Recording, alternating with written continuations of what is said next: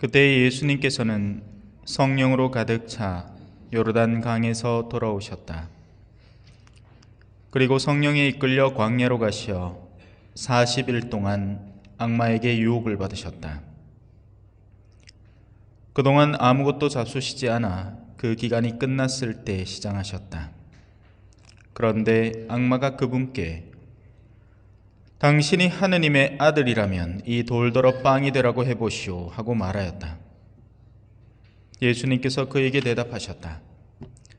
사람은 빵만으로 살지 않는다고 성경에 기록되어 있다. 그러자 악마는 예수님을 높은 곳으로 데리고 가서 한순간에 세계의 모든 나라를 보여주며 그분께 말하였다. 내가 저 나라들의 모든 권세와 영광을 당신에게 주겠소. 내가 받은 것이니 내가 원하는 이에게 주는 것이오. 당신이 내 앞에 경배하면 모두 당신 차지가 될 것이오. 예수님께서 그에게 대답하셨다. 성경에 기록되어 있다. 주 너희 하느님께 경배하고 그분만을 섬겨라.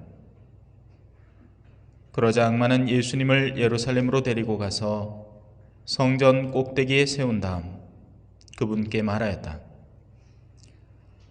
당신이 하느님의 아들이라면 여기에서 밑으로 몸을 던져보시오. 성경에 이렇게 기록되어 있지 않소? 그분께서는 너를 위해 당신 천사들에게 너를 보호하라고 명령하시리라. 행여 내 발이 돌에 차일세라 그들이 손으로 너를 받쳐주리라. 예수님께서는 그에게 주 너의 하느님을 시험하지 마라 하신 말씀이 성경에 있다 하고 대답하셨다. 악마는 모든 유혹을 끝내고 다음 기회를 노리며 그분에게서 물러갔다. 주님의 말씀입니다.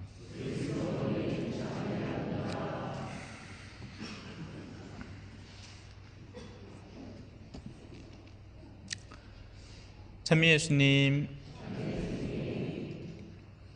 오늘은 유혹에 대해서 배워보겠습니다.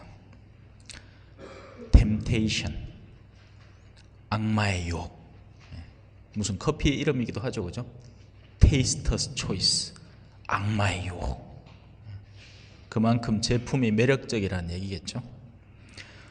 먼저 본격적으로 들어가기 전에 한 가지 착각하지 말아야 하는 게 있습니다. 유치원생이 가야 하는 길이 있고요, 대학원생이 가야 하는 길이 있죠. 그래서 주님의 유혹의 여정을 듣고 배우기는 하되 우리에게 같은 유혹이 오리라고 착각해서는 안 됩니다. 왜죠? 우린 유치원생이니까요. 대학원생이 아니라 그죠? 우리는 아마도 거의 적지 않은 퍼센테이지가 악마가 와서 굳이 유혹하기 전에 내가 나서서 악마한테 나 잡수 하고 있는 경우가 훨씬 더 많을 겁니다. 뭐 빤스에 부적을 붙여놨다든지, 뭐 어디 전보로 댕긴다든지, 아니면 뭐 내가 알아서 그냥 뉴스 기사 찾아보고 막 미친 듯이 화를 내고 있다든지, 누구 죽인다 하고 막 분노하고 막, 뭐 악마가 와서 유혹할 필요도 없어요. 그냥 지가 알아서 내 영혼 당신 거래. 나는 분노의 화신, 나는 저 사람 죽었으면 좋겠어요. 그러면서 동시에 주일에는 성당 와서 온갖 거룩한 척 하죠, 그죠? 그러고는 뭐 하면 된답니까? 저 안에 한 번만 더 가면 된대. 이제 판공표 나왔으니까 핑계 좋잖아. 평소에는 오고 싶은 마음 1도 없는데 이 표는 어떻게든 또 처분을 해야 되니까 저 한 번 그냥 더 갔다 나오면 돼.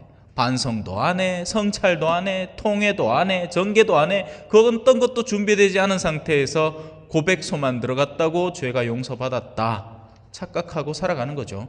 그러다 보니 어때요? 찌든 때가 생깁니다, 그죠? 여러분, 청소를 10년에 한 번 하면 왜 됩니까? 이 청소가 됩니까? 우리 저 인천공소, 묵산공소 가갖고 빗자루하고 쓰레받기 만들고 한번 쓱 쓴다고 그게 청소가 돼요? 40년을 묵은 찌든 때가 그 안에 곳곳에 박혀있고 나무마다 온갖 벌레들이 다 파먹었을 텐데 그걸 가지고 껍데기에 쓰레기 몇 개 주웠다고 청소가 되냔 말이에요. 근데 그렇다고 착각하는 신앙인들이 부지기순이 하는 소리입니다.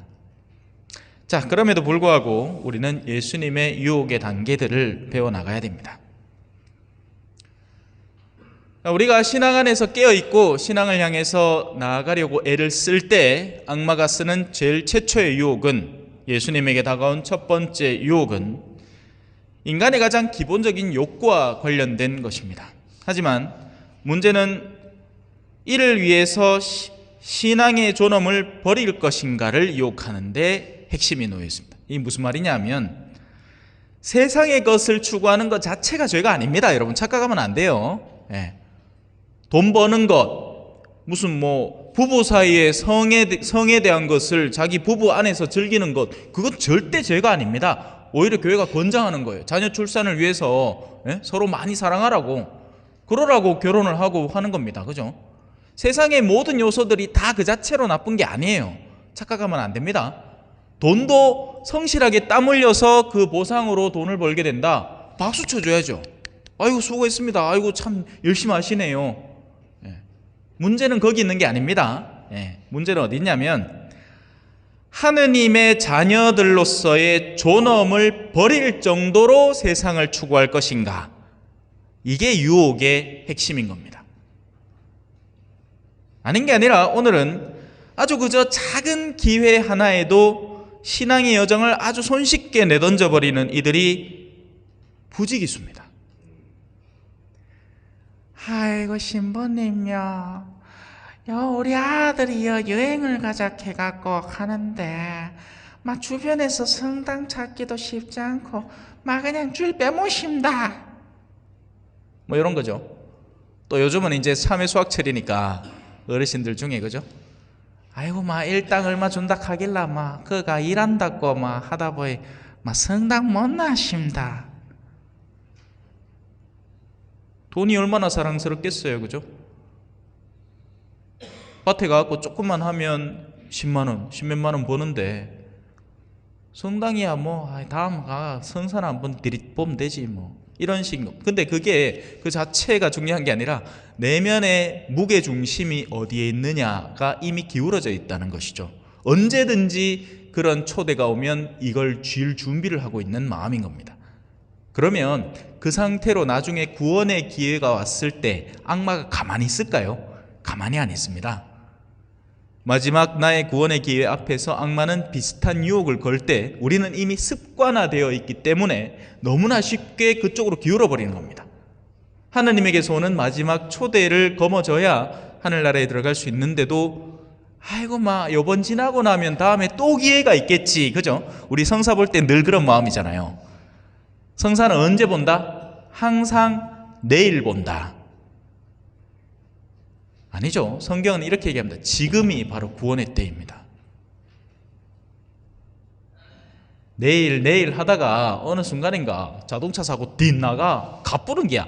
옆불대기에 신부님이 있으면 그나마 다행이겠다. 얼른 성사 주면 되잖아요. 전대사 주고, 그죠? 네, 맨날 우리 어르신들하고 같이 가면서 농담 그래 합니다. 가다가 사고 나더라고. 걱정 마이소. 내 바로 성사 줄게. 입만 안 다치면 된다고. 입만 안 다치면 내가 전대사 주고 성사 줄 테니까 걱정하지 말고 가자고. 자, 이제 첫 번째 유혹의 의미를 아시겠죠? 돈 버는 것, 세상을 추구하는 것 자체가 죄가 아니에요. 그것으로 인해서 신앙의 존엄을 내던져 버릴 때가 문제가 되는 겁니다. 우리 자녀들이 그죠? 유학 가는 것, 학업을 좋은 곳으로 가서 좋은 직장을 구하는 것, 그 자체가 죄가 아니라 그것을 핑계 삼아 신앙을 소홀히 하고 내던져 버릴 때 그때는 첫 번째 단계의 악마의 유혹에 자빠져 버린 거죠. 그러니 예전만 하더라도 우리 성당에 얼마나 사람이 많았고 얼마나 청소년들이 많았습니까? 그 아이들이 다 교리교사 하다가 지금 냉담하는 애들이 수두룩 빽빽합니다. 왜 그래요? 핑계죠. 먹고 살아야 한다는 핑계. 우리 훨씬 더 어려울 때도, 먹고 사는 게 힘들었을 때도 신앙을 놓치지 않고 살았던 존엄한 이들이 많습니다. 지금도 마찬가지고요. 지금도 마찬가지입니다. 할 일 아무것도 없어서 성당 나오는 사람이 있는가 하면 정말 바쁜데도 난 내내 일하고 막 저녁에 몸이 다 무너질 것 같은데도 아이고 그래도 하루 중에 제일 거룩한 시간은 챙겨야지 하면서 평일미사 나오는 분도 계신다고요.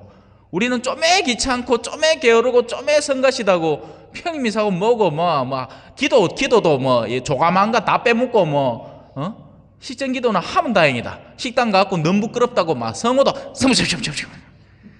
이거 하고 밥 먹고 그런 가운데 무게중심이 어디 있는지가 뚜렷해지는 거죠. 문제는 그게 습성화되고 관습화될 때 나중에 하느님의 초대가 왔을 때 가차없이 그 초대를 끊어버리는 게 문제가 있는 겁니다. 자, 이제 두 번째로 넘어갑시다. 예수님에게 다가온 두 번째 유혹은 권세와 영광입니다. 사실 어떤 경우에는 이 권세와 영광을 추구하기에 일상을 멈출 때도 있습니다. 권력 다툼을 하다가 속이 상해가지고 식음을 전폐하는 때도 있단 말이에요. 정치인들 가끔씩 그래 하잖아. 단식한다니, 물론 실제 단식을 하는지 밤에 닭을 치킨을 몇 마리 시켜 먹는지 모르겠다마는 한데, 근데 하는 게 뭐예요? 내가 추구하는 이상과 신념을 위해서 밥을 안 먹겠다. 아따 대단하다, 그죠? 빚을 내어가면서도 정치권에 도전하는 사람들도 있고 우리 동네에도 많습니다. 멀리 볼 게 뭐 있노? 간혹 가다 들리는 이야기들이 다 그거예요. 근데 왜 그렇게 되면 우리 또 관행이라는 게 있어서 그 뒤로 다 뒷돈 받아서 얼마 지나지 않아 다 금방 또 부자가 되니까 도전해 볼 만한 거지. 근데 이제 그런 여지들이 점점 줄어들고 있겠죠. 불가능해집니다. 세상이 눈이 점점 더 밝아지고 사람들이 점점 더 깨어나면서 옛날에는 힘 있는 사람들이 그저 알아서 하던 것들이 관행처럼 이루어지던 게 이제는 그래 하면 밑사람이 이래 쳐다보고 있죠. 안 됩니다.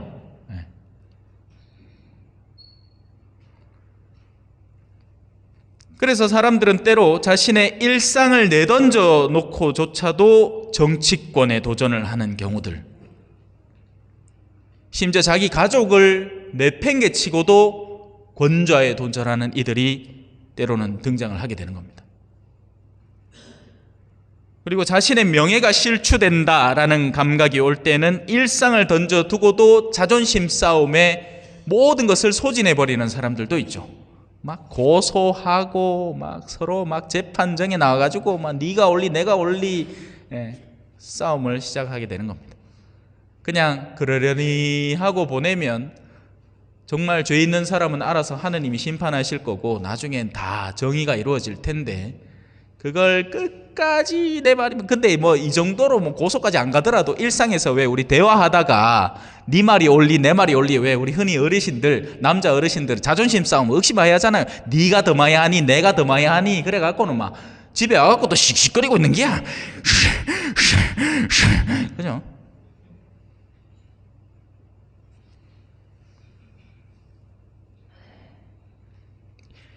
인간 내면에 형성되는 이 권세와 영광에 대한 욕구는 생존에 대한 기본적인 욕구마저도 쉽게 앞질러버리는 경향을 지니고 있습니다.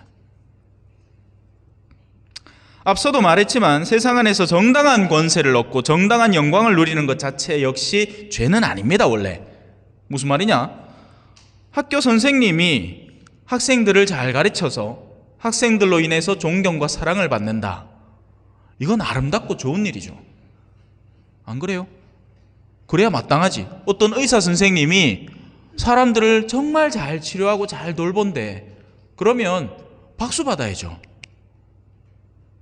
오늘만 해도 한 분 이야기를 들었는데 막 마사지를 잘 하는데 그 소문 때문에 사람들이 이 사람은 정말 사람을 잘 다룬다. 그 덕에 선교도 한대. 마사지 하면서 선교한대요. 제 아는 분은 식당 사장님인데 오는 손님들마다 신앙을 전하려고 얼마나 애를 쓰는지 몰라요. 저만 보면 신부님 사랑합니다 갑니다. 저는 부담스러워 죽겠어요. 그런 말을 웬만한 분한테는 들을 수가 없잖아요. 그죠? 다들 싫다는 소리는 잘해도 사랑한다는 얘기는 잘 안 하더라고. 근데 그분은 스스럼 없이 그렇게 해요.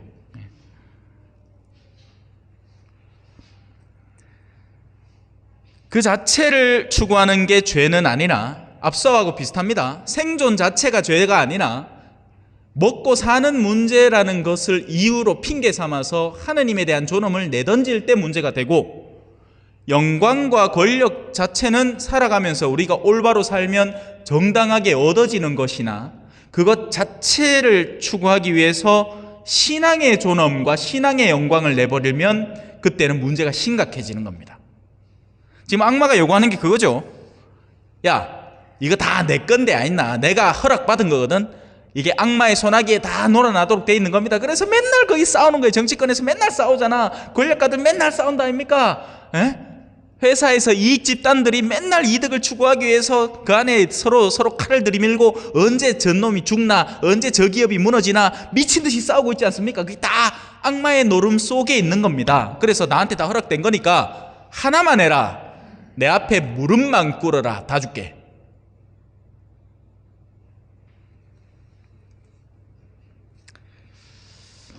악마는 예수님에게 그 제안을 하는 것이고, 예수님은 이를 성경 말씀으로 극복해냅니다.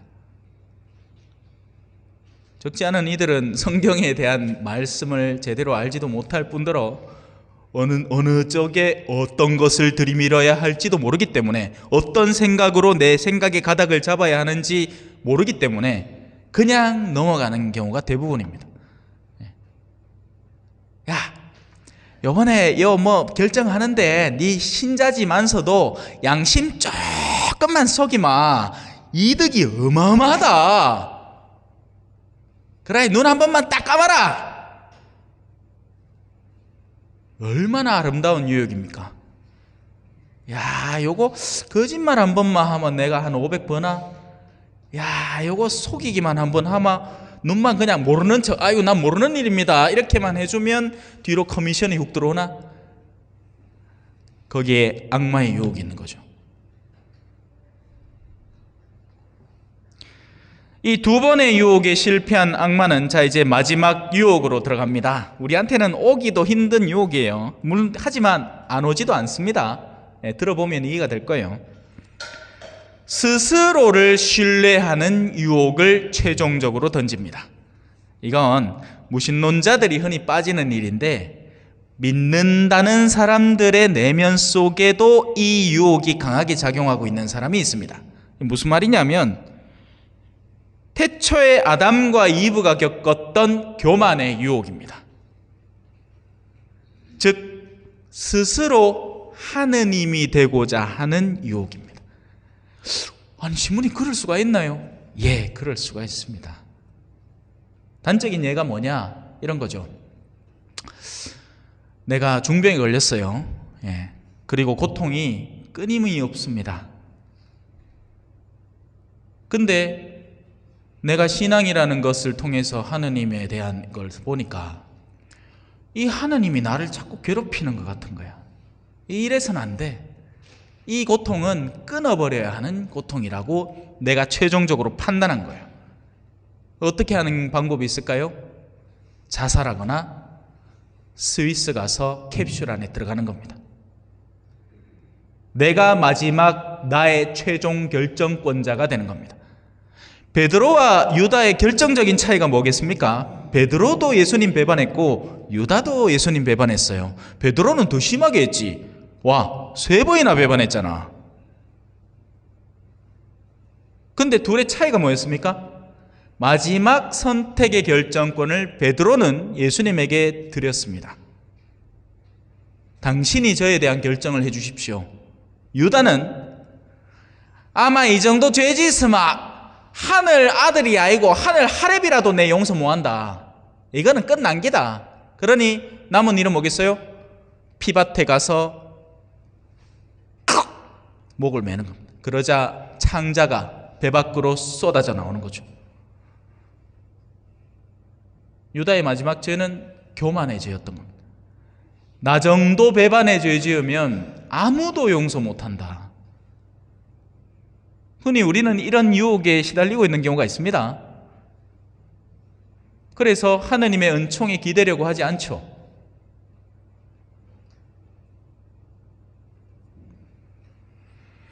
자신이 궁극적으로 온 세상의 구심점이 되고 마지막 중심이 되고자 하는 욕구, 그리고 사실 이 마지막 욕구가 은근히 모든 죄에 다 배어들어 있습니다. 우리가 짓고 있는 모든 죄는 사실상 이 유혹의 끝판왕을 향해서 달려가는 여정에 불과한 겁니다. 자, 유혹은 끝났을까요? 예수님은 3번이나 유혹을 당했으니 3번, 그죠? 예. 끝난 게 아니죠. 그저 이번에 멈췄을 뿐입니다. 유혹은 예수님의 생애 내내, 예수님이 숨 쉬는 동안 내내 누군가를 만날 적마다 그를 통해서 그 어둠의 꼬리를 들이밀었습니다. 심지어는 이런 경우도 있죠. 누군가를 치료해 줬어요. 예수님은 선한 마음에 누군가를 도와주고 그를 치유해 주었습니다. 그에게 말씀으로 양식을 먹이고 그에게 힘을 내게 해줬죠. 그리고 딱 하나 부탁했습니다. 제발 말하지 마라.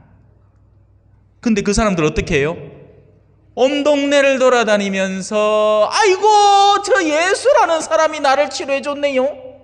근데 그게 좋을 것 같죠? 뭐 선교되고 좋은 거 아닙니까? 아닙니다. 예수님이 말하지 말라 하면 말하지 말아야 하는 겁니다. 바로 그로 인해서 세상의 기득권들이 예수님에 대해서 반감을 얻게 됐고 예수님을 죽이고 싶어하는 행위를 더 가중시키게 된 겁니다. 요한복음은 딱 반절로 이루어져 있는 가운데 나자로의 죽음이 나옵니다. 예수님은 자신의 부활을 상징적으로 드러내는 나자로를 부활시킴으로써 그때부터 기득권자의 본격적인 죽음의 여정이 시작됩니다. 예수님을 죽이려는 여정.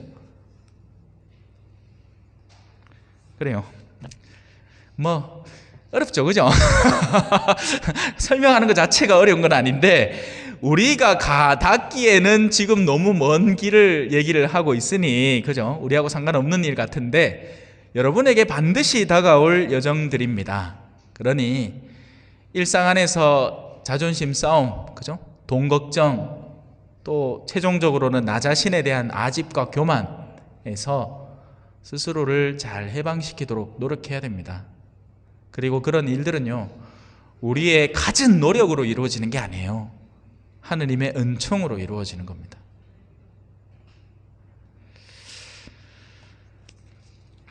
이 유혹은 우리의 남은 생애 내내 다가오게 될 것이고 죽기 직전까지도 어쩌면 이런 형태로 이루어질 거예요.